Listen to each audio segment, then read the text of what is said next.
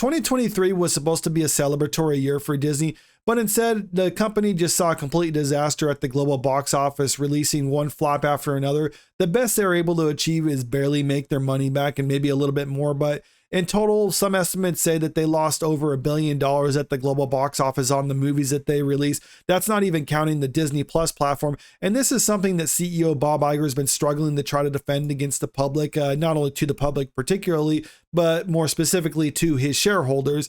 And by that, he was basically saying like, well, not everything can be $1 billion hit. I'm sorry, we gotten so used to just knocking home runs out of the park. You're just going to have to settle for something else now.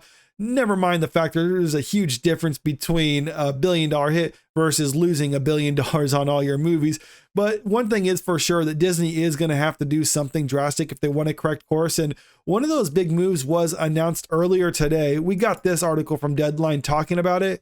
Effective immediately, Walt Disney president of Motion Picture Studios Sean Baily, who turned the company's animation vault into a multi-billion-dollar live-action movie business, is departing after 15 years on the lot. Searchlight co-president David Greenbaum is stepping in to replace him.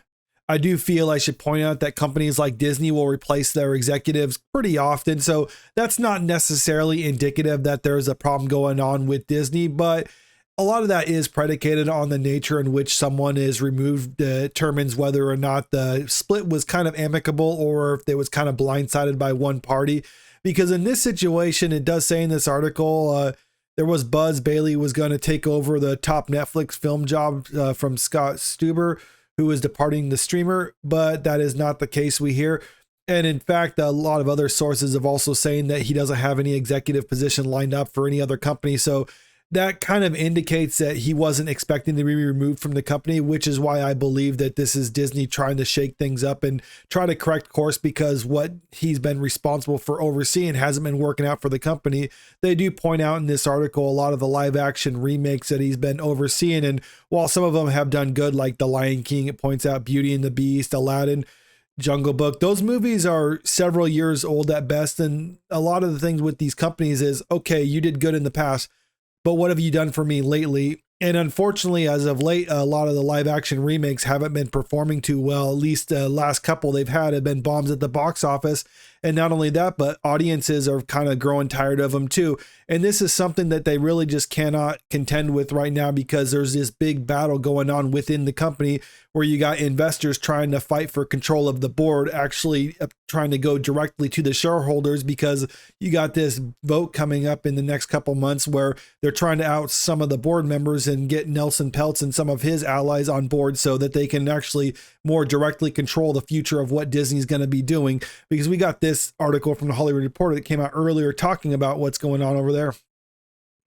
Peltz's Trian Partners on Wednesday released its preliminary proxy statement, in which it said it would ask shareholders to withhold their votes for current Disney board members Michael B.G. Froman and Maria Elena Lagomasino, and instead vote for Peltz and former Disney CFO Jay Rasulo to join the board.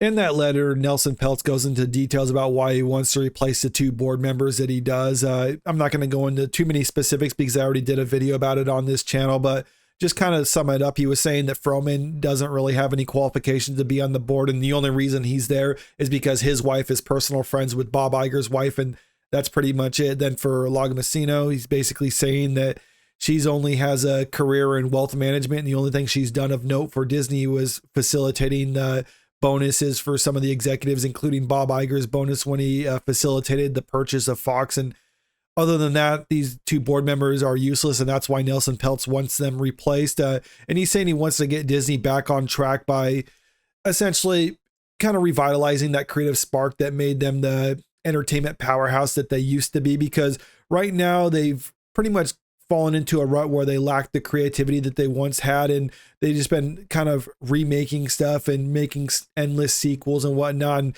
I think that's why removing Sean Baily is kind of a big move for Disney, because the live action remakes that he oversaw kind of epitomized Disney's lack of creative spark, because that is the most laziest thing you could do, is just kind of retreat to the well of something that you did well in the past and be like, okay, well, let's just remake it again, repackage it, and try to sell it. And at first it kind of worked as a novelty, but audiences have kind of grown tired of that. And that's why replacing him with David Greenbaum is kind of a good move because David Greenbaum is actually an executive who's overseen movies that have more of a creative spark to them. Greenbaum, who co-runs Searchlight with Matthew Greenfield, is in the midst of a hot Oscar season with the Emma Stone starring Poor Things from Yorgos Lanthimos, recently crossing $100 million in the worldwide box office and becoming the label's 7th Best Picture Oscar nominee in a row. Outside of the statements that Disney's been given on this, we don't know why they're making this move right now because they do have an incentive not to be entirely truthful to the public.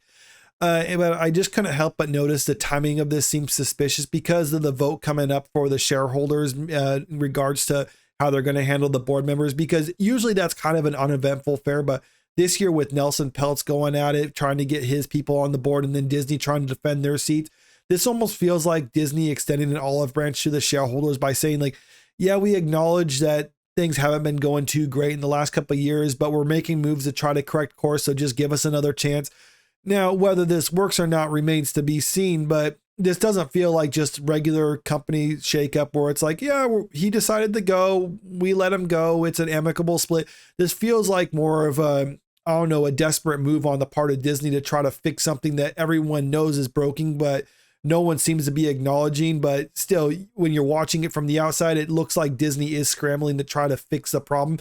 And one thing they always say that everything's under control, but everything that they're doing on the surface shows that no, that's not really the case. But let me know what you think about all this in the comment section below. And make sure you just subscribe to the channel if you want to stay up to date with the latest news. And don't forget to like and share the video because it really helps out with the channel. Thank you.